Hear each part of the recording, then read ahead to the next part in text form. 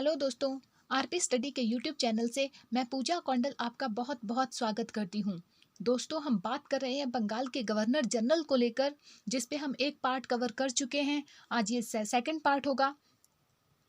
हमने उसमें देखा था कि वॉरेन हेस्टिंग बंगाल के जो है पहले गवर्नर जनरल बने थे।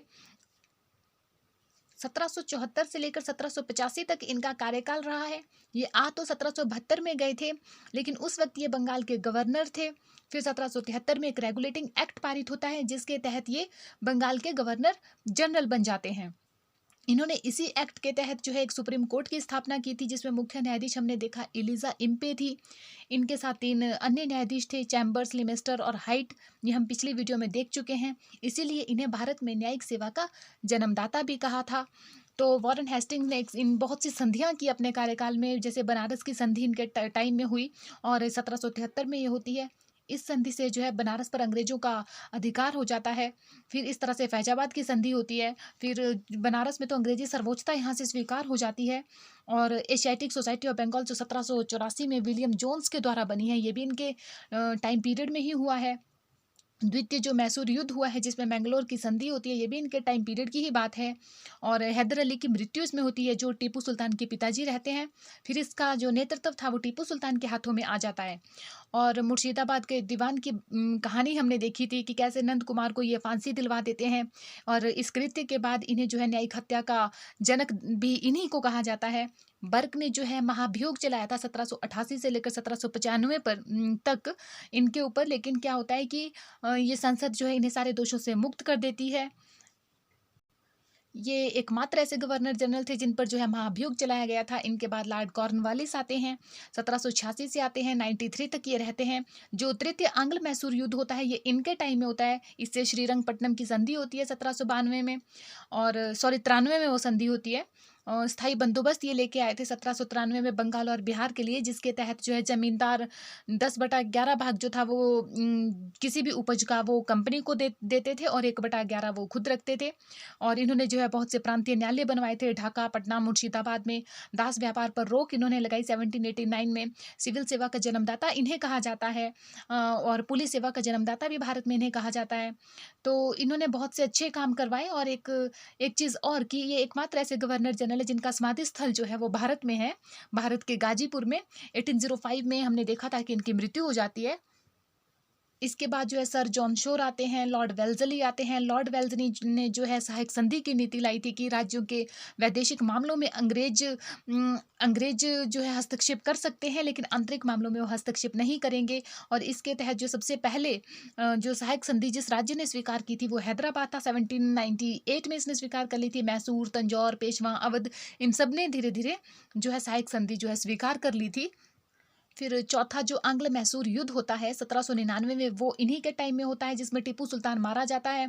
और टीपू सुल्तान के मरने के बाद वहाँ पे वाडियार वंश या आडियार वंश की स्थापना हो जाती है। इसने जो है आईसीएस प्रशिक्षण के लिए 1800 में फोर्ट विलियम कॉलेज भी बनाया है कोलकाता में।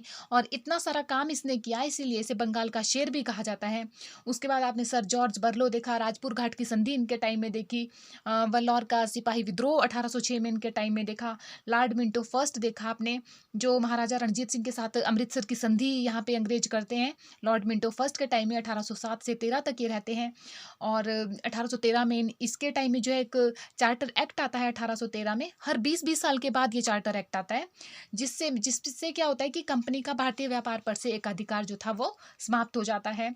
तो आज हम उसके बाद कंटिन्यू बात करेंगे। तो लॉर्ड हेस्टिंग से हम स्टार्ट करते हैं।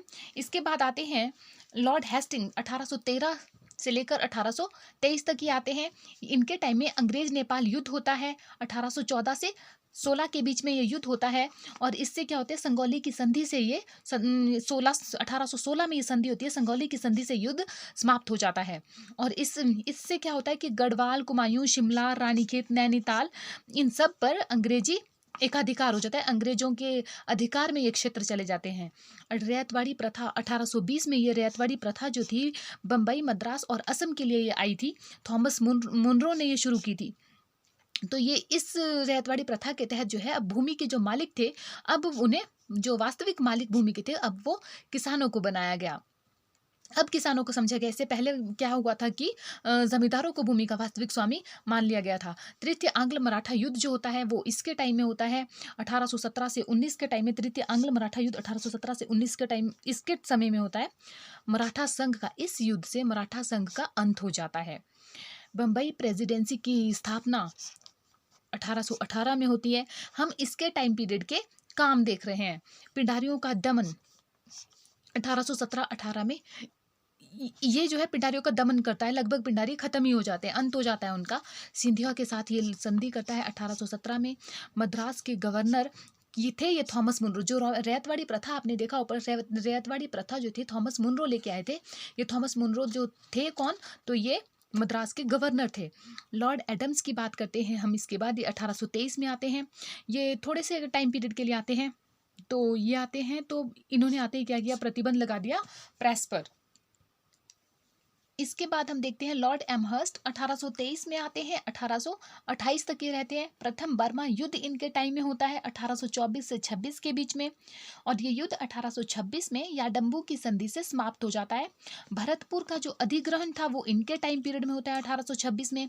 सैनिक विद्रोह 1824 में बैरकपुर में इन्हीं के टाइम पीरियड में हुआ था।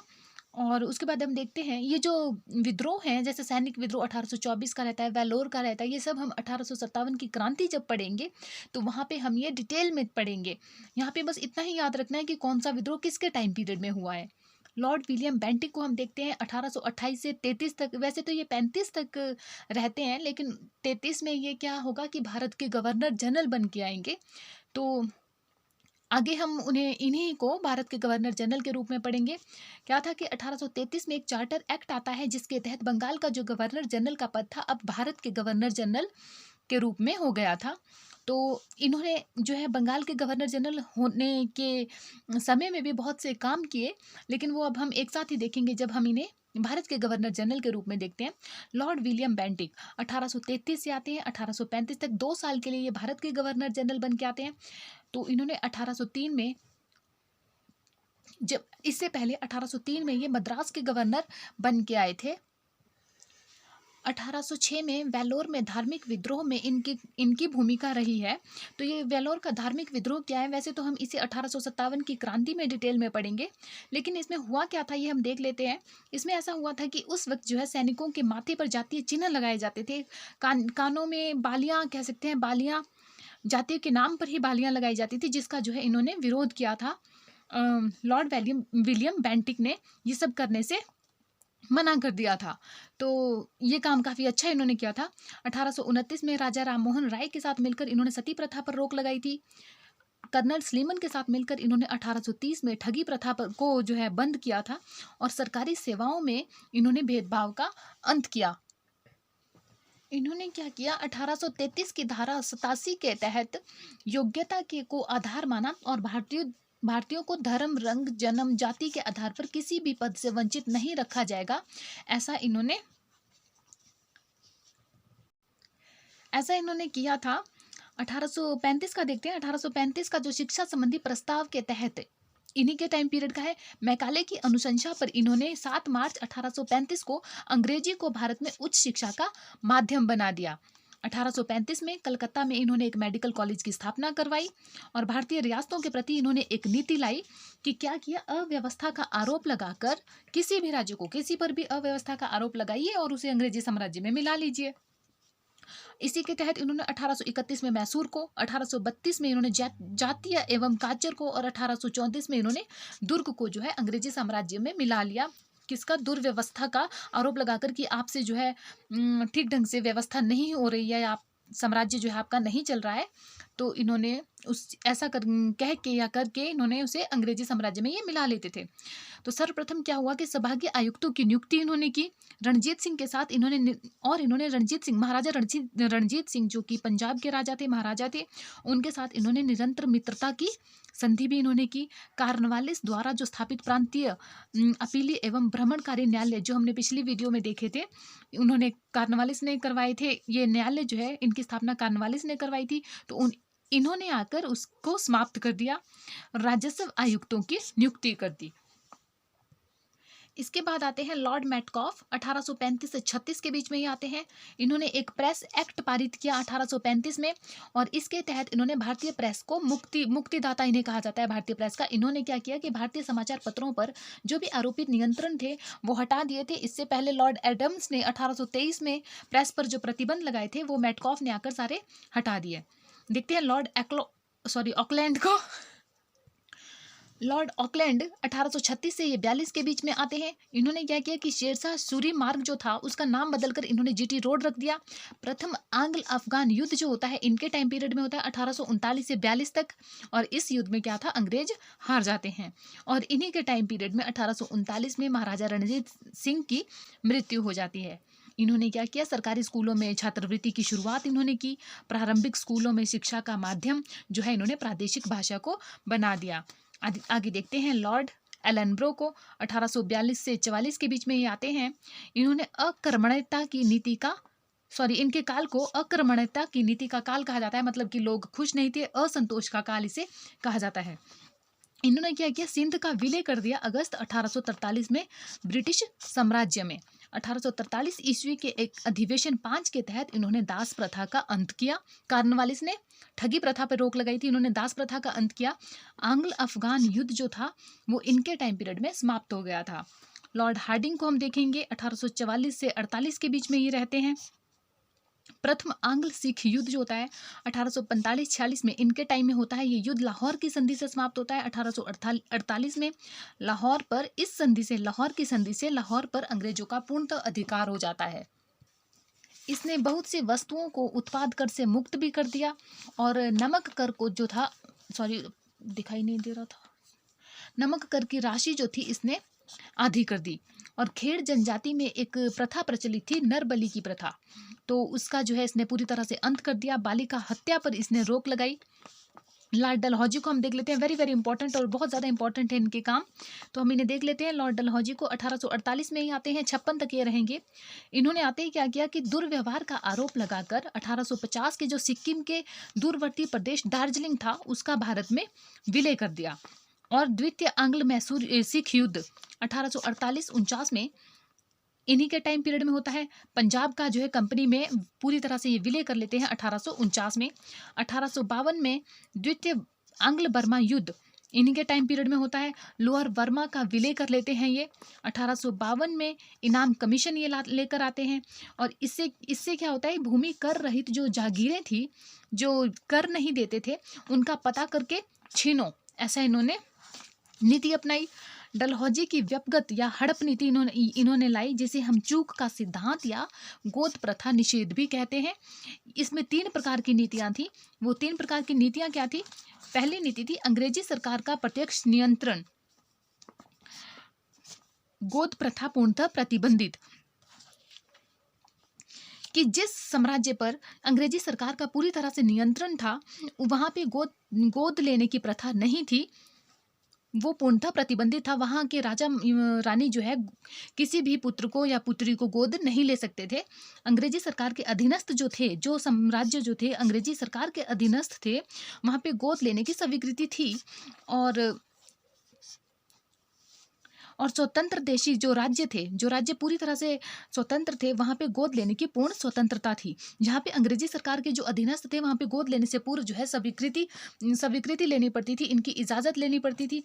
और जो जहाँ पे प्रत्यक्ष नियंत्रण था वहाँ पे गोद ले ही नहीं सकते थे, और जो राज्य देशी स्वतंत्र थे वहाँ पे गोद लेने की पूरी तरह से स्वतंत्रता थी। और इस हड़प नीति के तहत सतारा 1848 में, जैतपुर 1849 में, संभलपुर 1849 में, बघाट जो है, उदयपुर है, झांसी है, नागपुर है और अवध है, बहुत से राज्यों को जो है अंग्रेजी साम्राज्य में मिला लिया गया। फिर देखते हैं गवर्नर जनरल के बोझ को कम करने के लिए लॉर्ड डलहौजी ने क्या किया कि बंगाल के लिए एक लेफ्टिनेंट गवर्नर का पद ये लेके आया। इसने काफ़ी ज़्यादा सैन्य सुधार भी किए। कलकत्ता के तोपखाने का कार्यालय जो था इसने मेरठ कर दिया, और सेना का जो मुख्यालय था ये शिमला लेकर चला गया, और भारत की ग्रीष्मकालीन राजधानी भी इसने शिमला को बनाया। और शिक्षा संबंधी सुधार भी इसने बहुत से किए हैं। इसने यूपी प्रांत, जो अब आधुनिक यूपी है, वो पहले यूपी प्रांत कहलाता था। यूपी प्रांत और लोअर बंगाल, पंजाब, इन सब में इसने भारतीय भाषा में शिक्षा का प्रस्ताव जो था वो स्वीकार कर लिया। 1854 में ये जो है वुड डिस्पैच लागू इसने किया। इस वुड डिस्पैच में क्या था कि प्राथमिक से लेकर विश्वविद्यालय तक की जो शिक्षा थी उसके लिए एक व्यपगत या व्यापक योजना बनाई। वुड डिस्पैच क्या और क्या था, भारतीय शिक्षा, वुड डिस्पैच को जो है भारतीय शिक्षा का मैग्नी कार्टा कहा जाता है। उच्च शिक्षा में जो है अंग्रेजी भाषा को इसने माध्यम बना दिया। देशी भाषा के विकास के लिए भी इसने क्या किया कि ग्राम स्तर पर इसने पाठशालाएं खोली। और रुड़की में जो फर्स्ट इंजीनियरिंग कॉलेज था उसकी स्थापना भी लॉर्ड डलहौजी ने ही करवाई। इसने जिलों में हाई स्कूल के स्तर के एंग्लो वर्नाक्यूलर कॉलेज खोले। 1857 में इसने विश्वविद्यालय कोलकाता, बम्बई और मद्रास में बनाया। अधोमुखी निस्यंदन सिद्धांत जो था इसने वो समाप्त कर दिया। भारत में रेलवे का जनक भी लॉर्ड डलहौजी को ही कहा जाता है। 16 अप्रैल 1853 को बम्बई से थाने तक पहली ट्रेन चली थी, जो कि 34 किलोमीटर तक का सफ़र इसने तय किया था। टेलीफोन विद्युत तारा की सेवा भी लॉर्ड डलहौजी ने ही शुरू की। प्रथम टेलीफोन जो है 1853 में कलकत्ता से आगरा तक ये विद्युत तार बिछाई गई थी। 1857 की जो क्रांतिकारी थे, मरते वक्त उन विद्रोहियों ने कहा था कि इस तार ने हमारा गला घोंट दिया। डाक सुधार भी इसने बहुत से डाक सुधार करवाए। इसने 1854 में इसने पोस्ट ऑफिस एक्ट पास किया। और डाक टिकट प्रचलन में क्या था कि 2 पैसे से कहीं पर भी पत्र भेजे जा सकते हैं। और डाकघर की देखरेख के लिए इसने एक महानिदेशक भी नियुक्त करवाया। पीडब्ल्यूडी विभाग इसने बनाया। पृथक रूप से इसने सार्वजनिक निर्माण विभाग के तहत इसने गंगा नहर का निर्माण 1854 में करवाया और इस नहर को इसने सिंचाई के लिए खोल दिया। जीटी रोड का इसने फिर से पुनः निर्माण प्रारंभ किया। वाणिज्यिक सुधार इसने किए। भारत के जो बंदरगाह थे उनको अंतर्राष्ट्रीय व्यापार के लिए इसने खोला। लोक शिक्षा विभाग इसने 1854 में लाया। प्रतियोगितात्मक जो परीक्षा थी वो भी इसने शुरू करवाई। और 1856 में इसमें विधवा पुनर्विवाह एक्ट इसने पास किया। पेशवा की जो पेंशन देती थी अभी तक कंपनी, अंग्रेजी सरकार, वो भी इसने समाप्त करवाई 1853 में। लॉर्ड डलहौजी के साथ ही भारत के गवर्नर जनरल का पद यहाँ पे समाप्त होता है। अब नेक्स्ट पार्ट में हम भारत के वायसराय को लेकर बात करेंगे। लॉर्ड कैनिंग जो थे भारत के पहले वायसराय रहते हैं। 1856 में ये आएंगे, 1862 तक ये रहेंगे। अगर आपको ये वीडियो अच्छी लगी तो प्लीज़ इसे लाइक कीजिए, शेयर कीजिए एंड सब्सक्राइब कीजिए। Thank you so much.